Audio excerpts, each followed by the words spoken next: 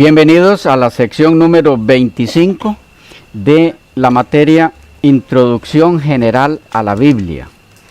Nos corresponde entrar ahora entonces a los libros del Nuevo Testamento en lo que respecta a autor, fecha, tema central y la época que abarca cada libro. Empezamos entonces con Mateo. Mateo, el Evangelio según San Mateo. El autor, Mateo, el discípulo de Jesús. La opinión tradicional de la Iglesia apoya ampliamente que Mateo, el discípulo de Jesús, es el escritor del Evangelio. Algunos datos sobre Mateo. Era un publicano, un oficial de la casa tributaria, según Mateo 9:9, Marcos 2:14 y Lucas 5:27.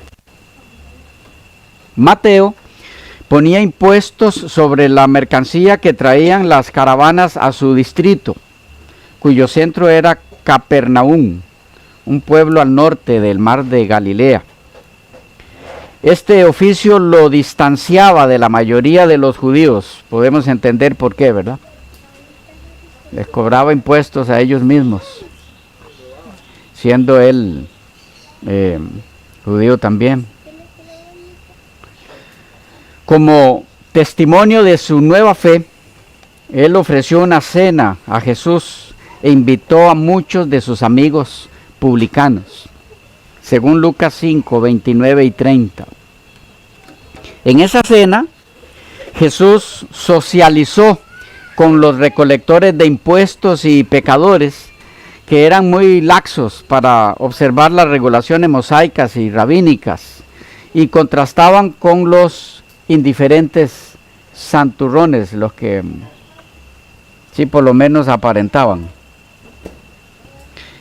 Mateo era uno de los 12 apóstoles, según Mateo 9:9.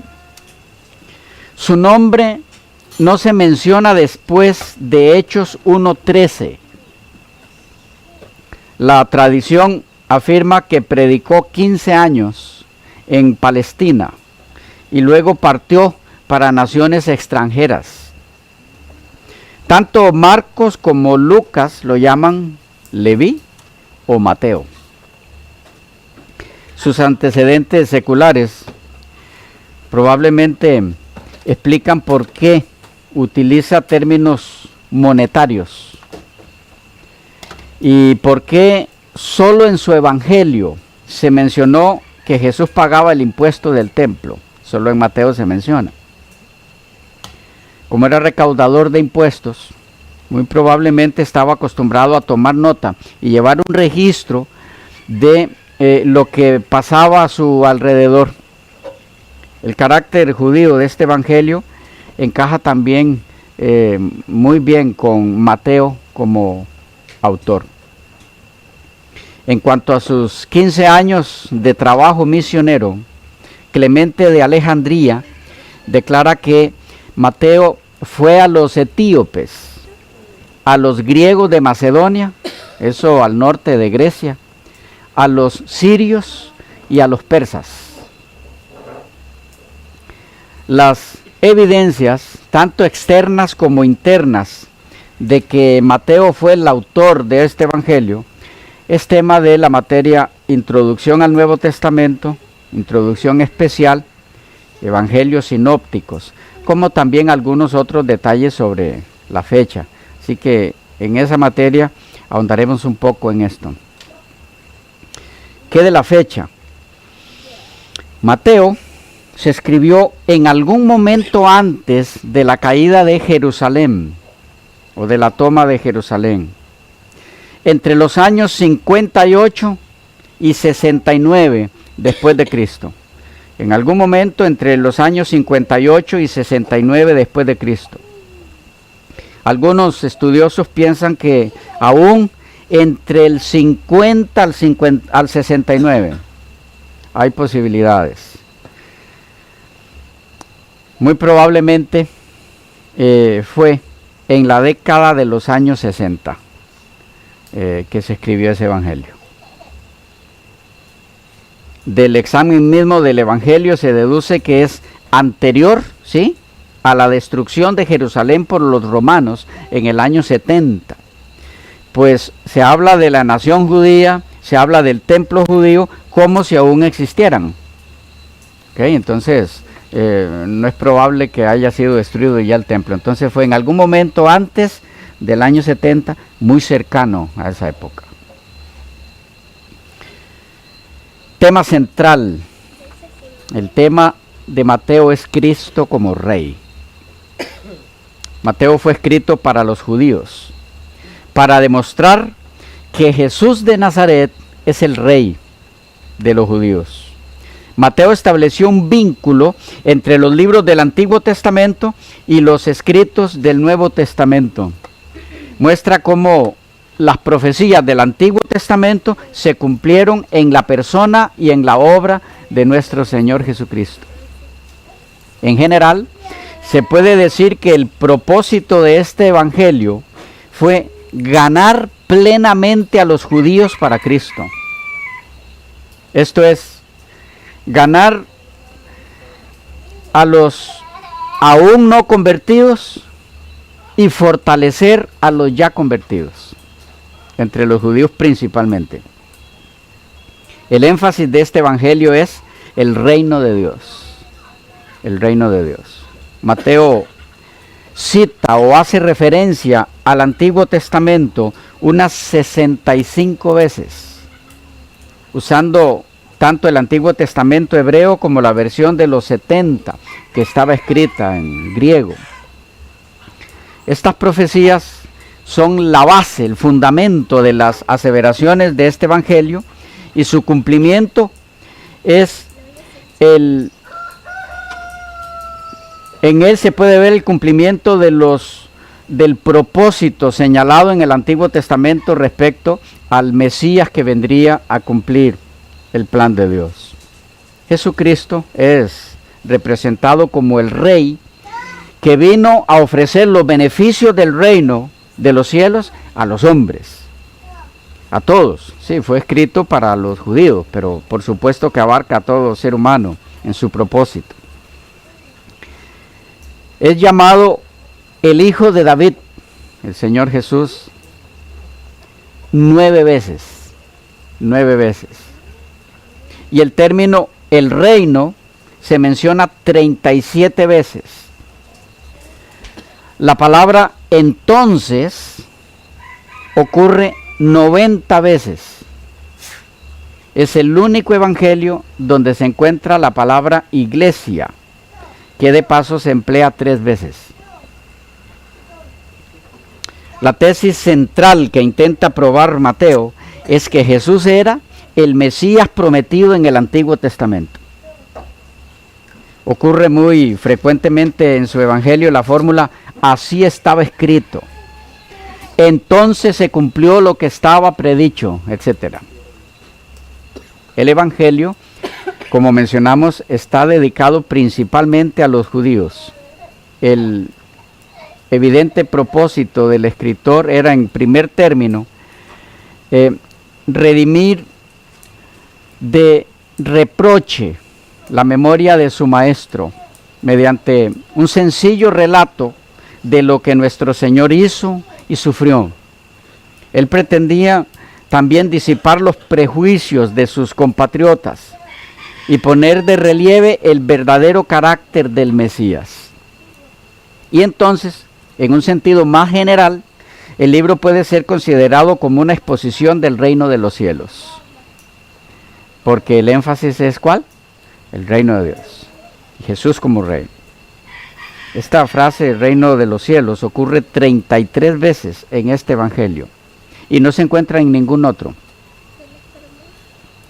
De aquí también la interpretación espiritual de la ley en el Sermón del Monte y las frecuentes apelaciones a los profetas. Pueden verlo en el 1:23, 2, 6, 15 y 18, 3:3, 4:15 y 8:17.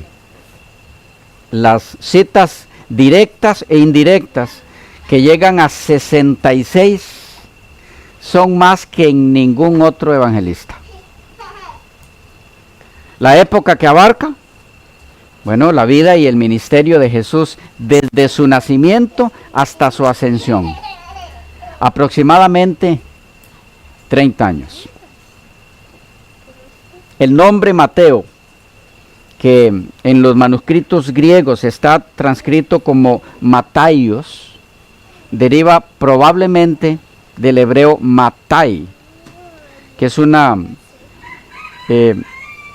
forma del nombre Matija, o quizá Matanja, que significa regalo o don de Dios.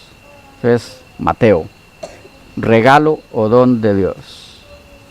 Equivale al griego Teodoro y al latino Adeodato. Es lo mismo. Bueno, pasamos a Marcos. Marcos, el Evangelio según San Marcos. Es testimonio constante, unánime, de la tradición cristiana, que Juan Marcos es el autor de este Evangelio. Juan Marcos. El nombre Marcos deriva del latín Marcus y es a la vez su apellido. Podemos verlo en Hechos 12, 12 y 25. Su primer nombre era Juan, Hechos 13, 5 y 13. Y el nombre de su madre, María, Hechos 12, 12. Era sobrino de Bernabé, Colosenses 4, 10. Quien antes había vivido en Chipre, Hechos 4, 36. En el hogar de Marcos, en Jerusalén, pareciera ser que estaba el aposento alto, en la casa de él. La madre de Marcos se había convertido a la religión cristiana y su casa en Jerusalén era un verdadero asilo para los discípulos, un lugar de refugio. Allí estaban siempre seguros y eran bienvenidos y se aseguraban de gozar de un periodo de descanso muy placentero. Fue en una de esas visitas de los apóstoles a la casa de su madre cuando Marcos propuso a Pablo y a Bernabé acompañarlos en su viaje misionero. Él sentía la gracia de Dios en su corazón y anhelaba dedicarse enteramente a la obra del ministerio evangélico. Según algunos, la primera referencia a la persona de Juan Marcos se encuentra en su evangelio, en el 14, 51 y 52. Porque aunque no está verificado que estos versículos hablen de él, es muy probable. Y la opinión de muchos es que sí se refieren a él. ¿Saben cuál es el episodio, verdad? Podemos leerlo. 14, 51 al 52.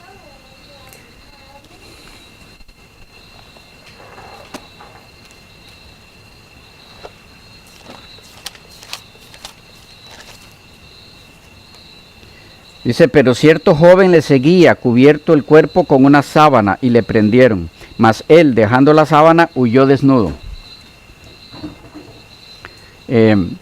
Hay muchos estudiosos que consideran que este era él, ese joven. No hay cómo comprobarlo fehacientemente, pero pareciera que hay algunas posibilidades de eso. Una razón para concluir eso es que Marcos es el único que relata el incidente del joven o mancebo, y siendo este un detalle tan íntimamente personal que de no ser él el autor, entonces ¿cómo se habría sabido? Es lo que algunos argumentan. Ahora bien, es cierto que este joven difícilmente pudo haber sido uno de los discípulos, pues este joven que huyó, porque ellos ya habían abandonado a Jesús, ya habían huido, según Marcos 14:50, el versículo anterior. Sin embargo, debe destacarse que cualquier sugerencia acerca de la identidad del joven no es más que una conjetura, aunque parezca muy razonable. Pero ahí está el dato ese. Si este joven era Juan Marcos, entonces el episodio de Marcos 14, 51 y 52 es la primera mención de él.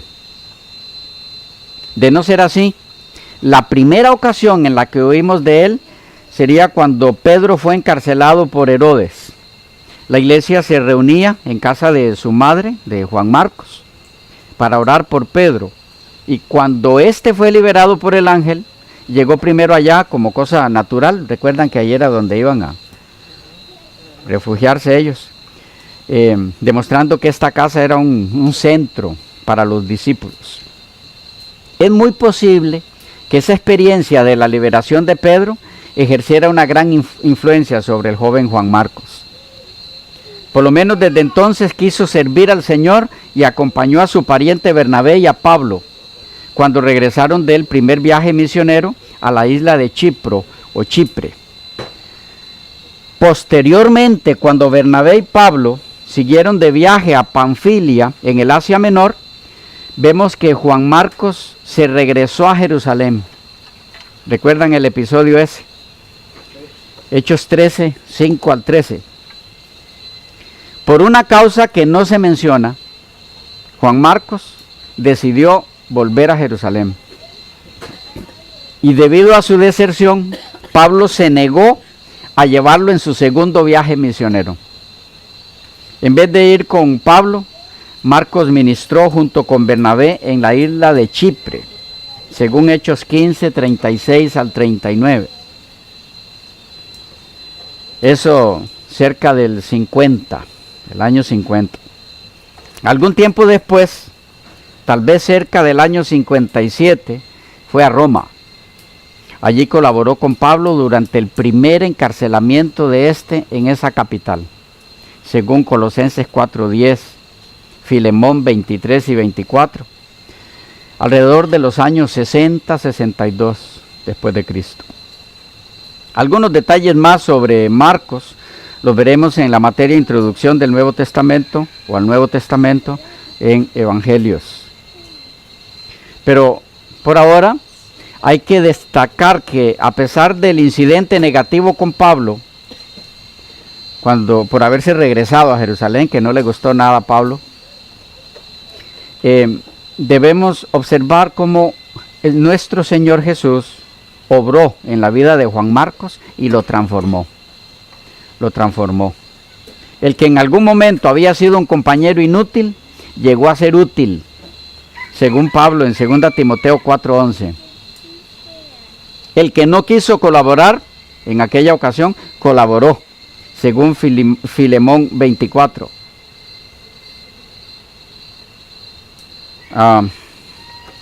No duda si tenemos aquí a Filemón o Filipenses. Aunque si es solo uno, debe ser Filemón. Sí, es Filemón, porque solo tiene un capítulo. Dice: Marcos, Aristarco, Demas y Lucas, mis colaboradores.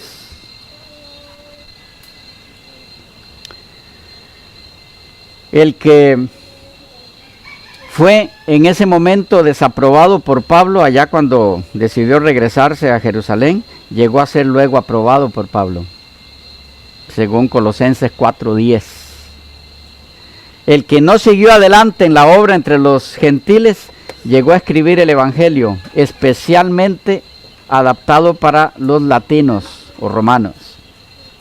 El siervo inútil que fracasó en su primer servicio, escribió la historia del siervo perfecto que nunca fracasó.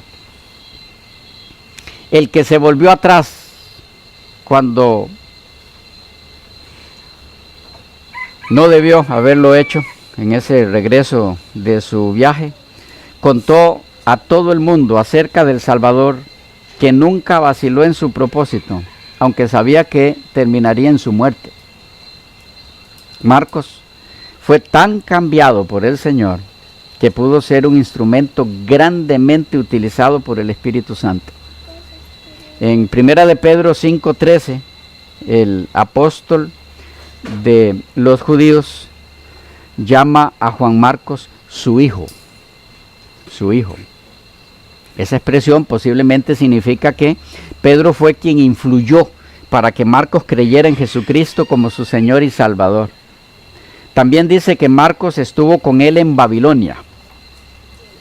La tradición dice que Juan Marcos, después del martirio de los apóstoles Pedro y Pablo, se fue a Alejandría, en la costa norte de África, donde estableció una iglesia y fue el primer obispo de ella, el primer pastor de ella, muriendo allí como mártir. ¿Qué de la fecha? La fecha de este evangelio, de cuando se escribió, entre los años 55 al 70 después de Cristo. Entre los años 55 al 70. La época más probable para la escritura del Evangelio de Marcos parece ser finales de la década del 50. El tema, bueno, el propósito que siempre está entrelazado con el tema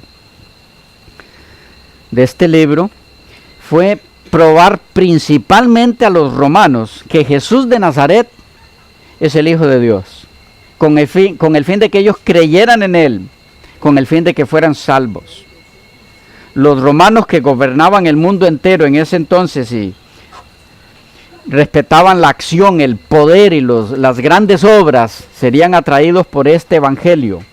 Mientras que el evangelio, según Mateo, que hablaba del Antiguo Testamento y trataba sobre sus profecías, no les hubiera interesado a los romanos por desconocer ellos las escrituras hebreas. La evidencia interna sugiere que Marcos escribió para una audiencia romana. Su explicación de las costumbres judaicas implica que escribió para una audiencia gentil que no las entendían. Es decir, él explica, habla de las costumbres judaicas y las explica, lo que indica que no le está hablando a judíos, sino a gente que desconocía las costumbres judaicas. Traduce frecuentemente las expresiones arameas, de modo que su audiencia romana pudiera entenderlas. Podemos verlo en el 3:17, 5:41, 7:34, 14:36 y 15:34.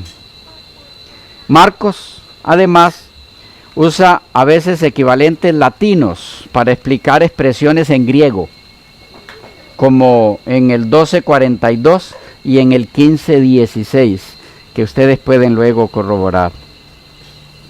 El propósito temático, entonces, de Marcos es destacar el supremo poder de Dios, como puede verse en las maravillas y milagros hechos por Jesús. Es la vida de Jesús, la narración de la vida de Jesús, pero con énfasis en el poder manifestado en Cristo. Este es el objetivo primario de Marcos. Así como el de Mateo era señalar al Jesús como el cumplidor o como el que cumple las predicciones de los profetas del Antiguo Testamento. Marcos, Jesús es el que cumple las profecías. Mateo. Marcos, Jesús es el utilizado por el poder de Dios en sus obras. El énfasis no es tanto las enseñanzas de Jesús en Marcos, sino las obras de Jesús. Mateo prueba que Jesús es el Mesías basándose en que es aquel de quien dieron testimonio los profetas. Marcos prueba que Jesús es el Mesías por el testimonio que da de su poder divino, el cual presumiblemente sería más convincente para los lectores a quienes se dirigía, cristianos de origen gentil y, como hemos mencionado, posiblemente, muy posiblemente, romanos. Es importante recalcar aquí que este evangelio tuvo por objeto alcanzar al mundo entero de habla griega. No confundamos. Su mensaje es y seguirá siendo de significación universal. ¿Ok? No es que era solo para los que estaban en Roma. Hay varios campos en los que se destaca la temática de Marcos. Solo por mencionar algunos, en el campo de la cristología. La cristología implícita en todo el Evangelio de Marcos es que Jesús es completamente humano. El énfasis del Mesías presentado por Marcos es que es un hombre. Así como en Juan, ¿cuál es? Ya lo veremos, pero Jesús es Dios. ¿Okay? Dios hecho hombre. El énfasis en Marcos es Jesús es completamente humano. 2:16 dice que come. 15:36 dice que bebe. En el 11:12 dice que siente hambre. En el 1:41 toca a las personas. En el 5:27 es tocado por ellas. En el 3:5 se entristece. En el 10:14 dice que se indigna. Siente sueño a causa del cansancio y es despertado. En el 4:38 al 39. Pide que se le provea una barca para que la gente no lo oprima. En el 3:9. Ejerce un oficio por algún tiempo. Tiene una madre. En el 6:3. Visto como hombre, su conocimiento es limitado. En el 13:32, y esto le complica la vida a muchos. Cuando se menciona que ni el Hijo del Hombre sabe el día y la hora, es que se está enfatizando la humanidad de Cristo ahí. De modo que este es el énfasis de Juan. Menciona también que de Marcos, en algún momento se da vuelta para ver quién lo ha tocado. En el 5:30. Se acerca a una higuera con la esperanza de hallar en ella un fruto maduro. 11:13. Posee cuerpo humano. 15:43. Espíritu humano. 2:8. Aún muere. 15:37. El énfasis de Marcos entonces, Jesús fue un ser humano. Fue un hombre en todo el sentido de la palabra. Si no fue el tiempo, quedamos por aquí, continuamos en la próxima sección.